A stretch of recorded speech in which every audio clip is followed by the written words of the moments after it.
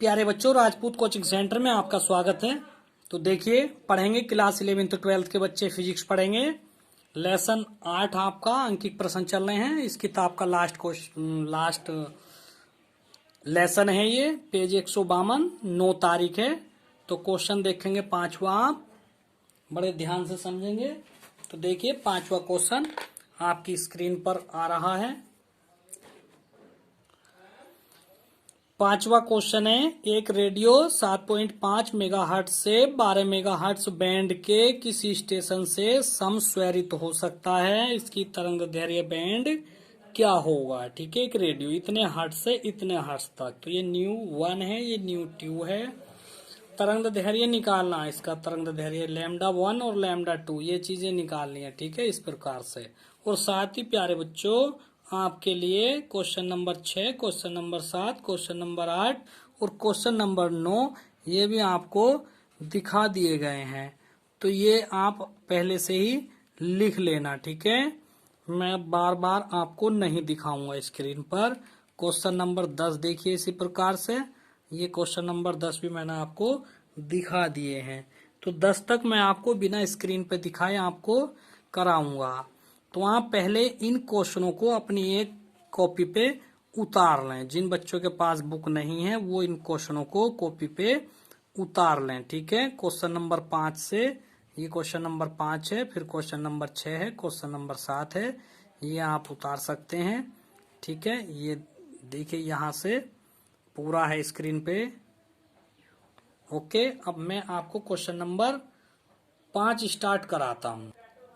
मैं क्वेश्चन फिर पढ़ता हूँ। एक रेडियो 7.5 मेगाहर्ट्ज से, तो न्यू हो गया न्यू 1 7.5 मेगाहर्ट्ज। मेगा को 10 की घात 6 से हटा देंगे, गुणा हर्ट्ज हो गया। तो ये हो गया 7.5 गुणा 10 की घात 6 हर्ट्ज हो जाता है। ठीक है, न्यू 2 का मान दे रखा है 12 मेगाहर्ट्ज, तो इसको चेंज कर सकते हैं 12 गुणा 10 की घात 6 हर्ट्ज। तो इसमें क्या पूछेंगे, तरंग दैर्घ्य बैंड क्या होगा? तो सबसे पहले क्या किया है, तरंग दैर्घ्य बैंड ज्ञात करने के लिए, बैंड का मतलब तरंग दैर्घ्य कहां से कहां तक की है ये हमें निकालना है। तो सबसे पहले आप लैम्डा 1 निकाल दीजिए। तो देखिए, लैम्डा 1 सी बटे न्यू 1 हो जाएगा। सी का मान 3 गुणा 10 की घात 8 हम जानते हैं, और न्यू 1 का मान है 7.5 गुणा 10 की घात 6 हो जाएगा। तो इसमें से 2 जीरो इसके साथ ले लेंगे तो 300 हो गया, गुणा 10 की घात 6 रह गया। नीचे 10 की घात 5 है, तो आप ये 10 की घात 6 है, तो ये जो है एक पॉइंट हटाएंगे तो 10 की घात 5 रह जाता है। 75 से 300 को 4 बार आप काट सकते हैं, तो ये हो गया, और एक जीरो यहाँ से लेके 40 पे 4 पे लगा दिया, तो 40 गुणा 10 की घात 5 ऊपर से रह गया, और 10 की घात नीचे का ये वाला जो है ये भी ऊपर जाके माइनस का हो गया। ठीक है, ये 40 कर दिया, और ये 5 से 5 कट गया, तो लैम्डा 1 का मान आ गया 40 मीटर। इसी प्रकार हम लैम्डा 2 का मान निकालेंगे, तो सी बटे न्यू 2 हो गया है बराबर। सी का मान फिर इसी प्रकार से करेंगे, 3 गुणा 10 की घात 8 बटे 12 गुणा 10 की घात 6। लैम्डा 2 बराबर फिर 300 हो गया, 300 बटे 12, 12 से 300 25 बार कटेगा, गुणा 10 की घात 6, और नीचे का 6 ऊपर जाके माइनस का 6 हो गया है, और दोनों की घात 0 हो गई है।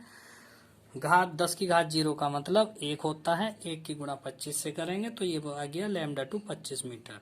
अतः तरंग दैर्घ्य बैंड क्या आ गया है, तरंग दैर्घ्य बैंड आपका हो गया है 25 मीटर से लेके 40 मीटर तक तरंग दैर्घ्य बैंड आ गया है। छठा क्वेश्चन करेंगे आप।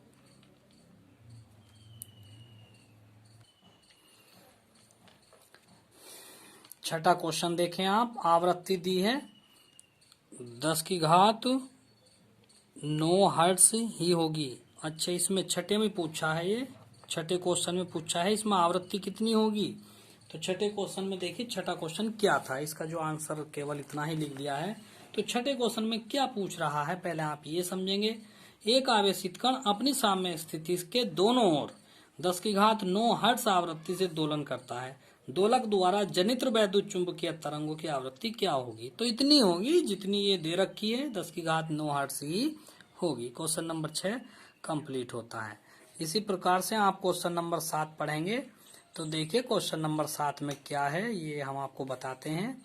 देखिए ये आपकी स्क्रीन पे हल हो रखा है। तो पहले हम पढ़ेंगे क्वेश्चन नंबर 7। निर्वात में एक आवर्त वैद्युत चुंबकीय तरंग के चुंबकीय क्षेत्र वाले भाग का आयाम, यानी कि चुंबकीय क्षेत्र का आयाम अधिकतम मान, इसे V0 से प्रदर्शित करेंगे।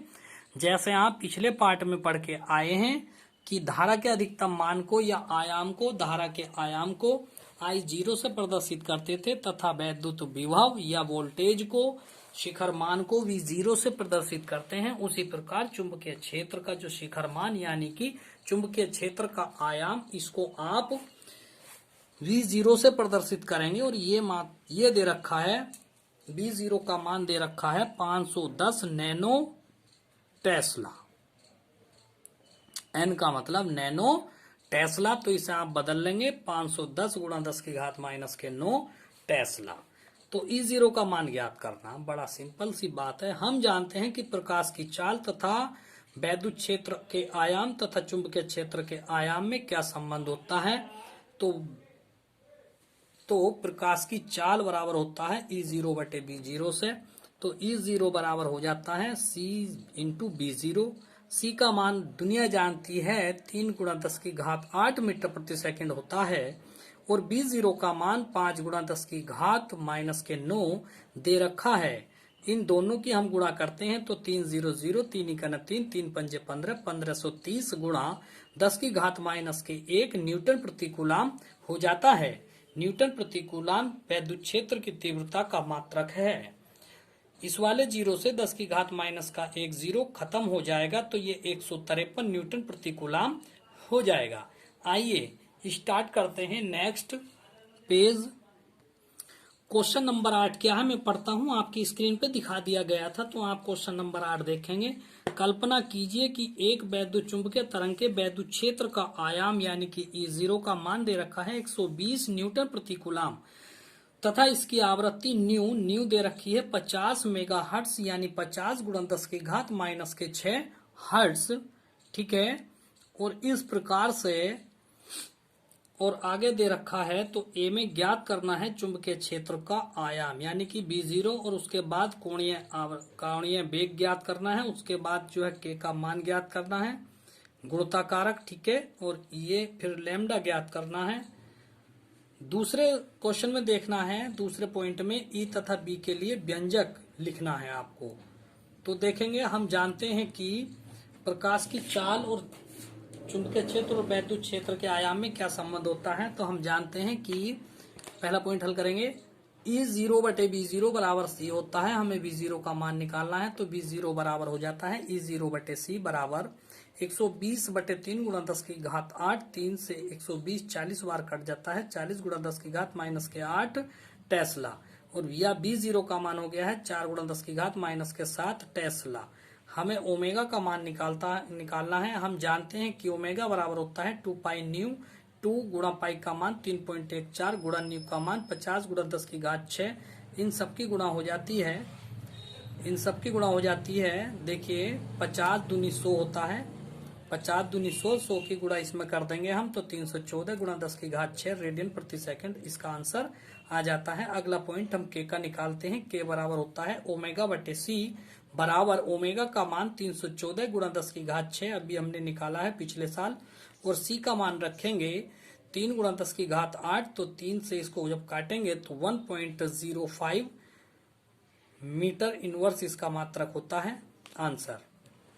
उसके बाद हम क्या निकालेंगे, लैम्डा निकालेंगे। हम जानते हैं कि तरंगदैर्घ्य होता है C बटे न्यू, तो C का मान दुनिया जानती है कि 3 गुणा 10 की घात 8 मीटर प्रति सेकंड होता है, बटे न्यू का मान हमें दिया हुआ है 50 गुणा 10 की घात 6।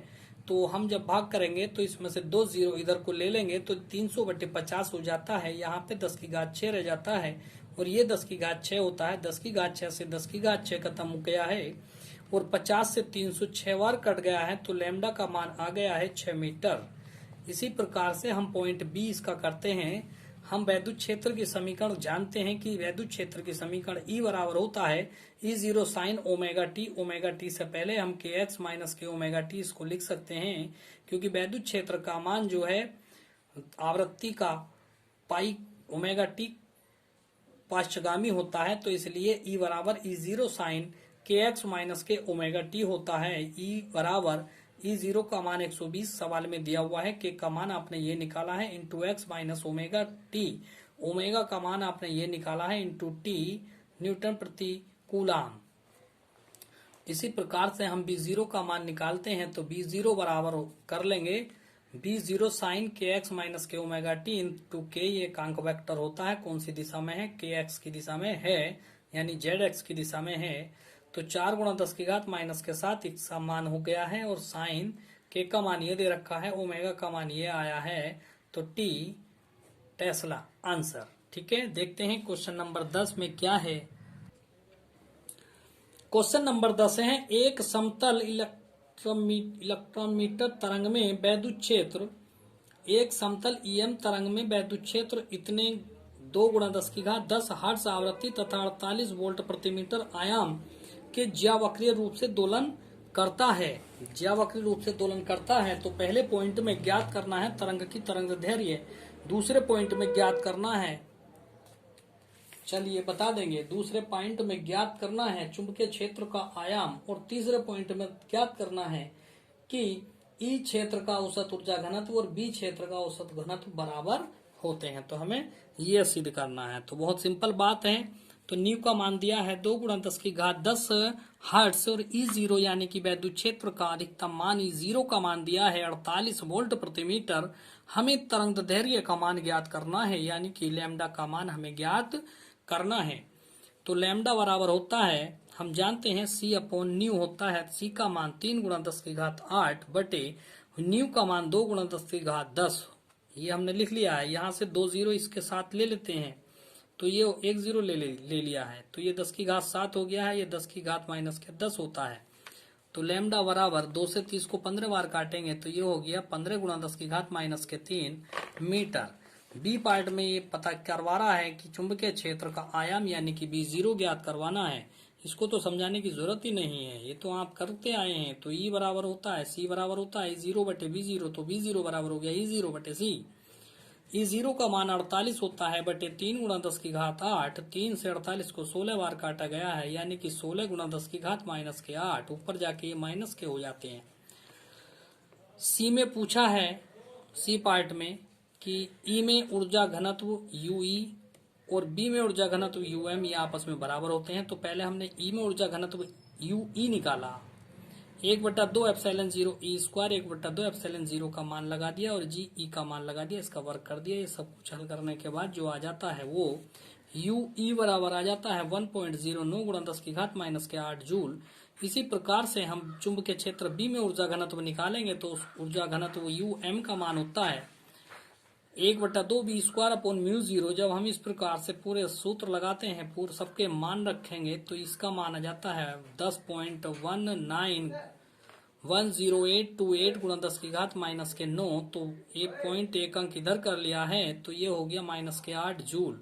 देखिए ऊपर देखिए, इसका मान भी UE यानी कि वैद्युत क्षेत्र में ऊर्जा, इसका भी यही मान आया है ऊर्जा घनत्व, और चुंबकीय क्षेत्र में ऊर्जा घनत्व इसका भी यही मान आया है।